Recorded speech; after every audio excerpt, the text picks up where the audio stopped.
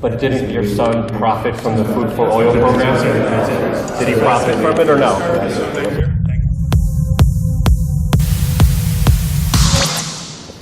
President Bush captured the moment well in his famous 1990 speech before the Congress, where he stated that, and I quote, "A new world order can emerge." We always see political figures and economic figures call for a new world order and push the UN to kind of make that happen. My question is, how can we trust the UN when they're enwrapped in so many scandals? Whether it's the child sex abuse that happened in Cambodia, Mozambique, Bosnia, Kosovo, whether it's the Food for Oil program that your son made money off, whether it's the fact that 300,000 indigenous women in Peru were forcefully sterilized under a UN program, and when the UN knew it was abusive and women were forced to be sterilized in Peru, you continued the program. Why did you continue the program, and how can we trust the UN to bring upon a new world order? The Peru issue you're talking about.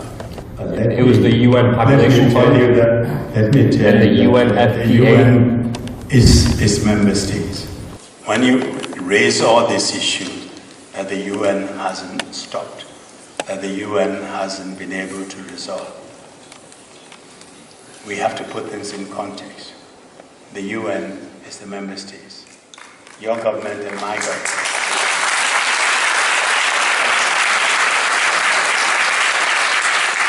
And the UN can do a lot when the member states work with it and give it the means to do it.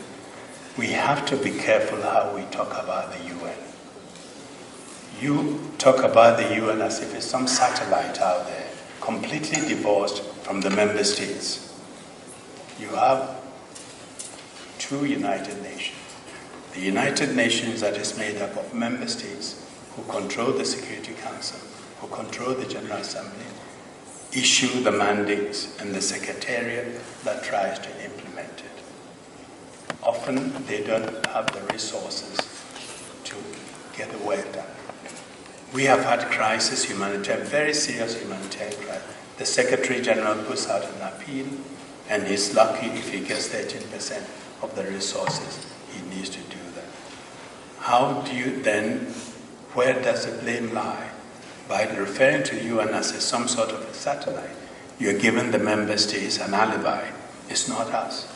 It's that organization there.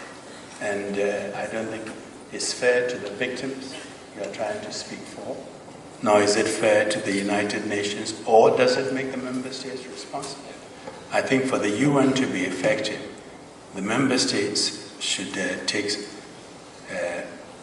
issue good resolutions, good mandates, because bad mandates get people killed, and work with the Secretariat to make it happen. That is the way to strengthen the UN. But didn't your son profit from the Food for Oil program? Did he profit from it or no? Thank you very much. Okay, so just to break things down for you, Kofi Annan, the former UN General Secretary, held an event in New York City called New World Disorder, where he listed and said that the New World Order that George Bush called for in 1990 during his address as President of the United States of America, that this New World Order that many people has pushed for has failed and has not come to fruition. Now, of course, people in the crowd, all these leftist people, I mean, they were bored from the event and were falling asleep, but I was at the edge of my seat because I knew the key words he was using were used by many key political and economic elites throughout the next century. And then when we report on it, we're being called conspiracy theorists, that we even think that people are trying to gain a new world order. Where in this talk, Kofi Annan, just to break it down, I mean, seriously, the guy is not the most entertaining kind of speaker. Just to break it down for you, Kofi Annan said because of nationalism, because of sovereignty, the New World Order has failed, but the New World Order still has a small chance of coming back better than ever with the United Nations, which made me ask, How can we trust the United Nations after all these scandals, after the child sex abuse scandals, after the food for oil program scandal in Iraq, and after it came out that 300,000 indigenous women in Peru were sterilized against their will? Kofi Annan again tried to divert from the question, as you just saw, and go and say, no, the United Nations is a big, huge organization represented by many countries, so blah, blah, blah, blah, blah, blah, blah. He tried to divert and say, no, it's general big, it's not my fault. It actually came out in investigations that the UN knew what they were doing, and they allowed this abuse to continue. We're talking about the situation in Peru, the first sterilization. He was also talking about how he was friends and hanging out with Ted Turner. Ted Turner, as we know, called for 90% human population reductions. That's what we keep seeing by these elites who keep calling for a new one world government order. And yet again, call me conspiracy theorist, call me whatever you want. I don't care. They're talking about it. It's out there for you to see and judge for yourself. There's a reason he didn't answer the question about his son making money from the food for oil program, because power corrupts and absolute power corrupts absolutely. And that's what these people want, is absolute power. And it's kind of scary. But would people who are able to hold them accountable, with people who are able to bring up all these controversies and scandals that they were never held accountable for, they have to face the truth with you watching right now. So we're going to help people actually confront politicians. We want you out there to take charge. It's getting harder and harder on me because they keep stopping me at these events.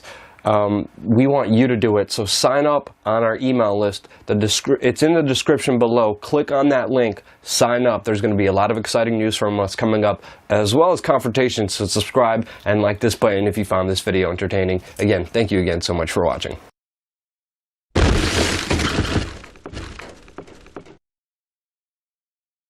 You said you want a one-child policy, but you have 5 kids. Doesn't make any sense. The youngest one is 40 years old. All right, but understand. And the world population then was 3 million. But that's what the Nazis did with eugenics, sir. Hey, good to see you. Just a simple question. What did you mean by depopulation should have been the priority of U.S. foreign policy against the third world? Shame me. I'm not wanted for mass murder in different countries, unlike you, sir.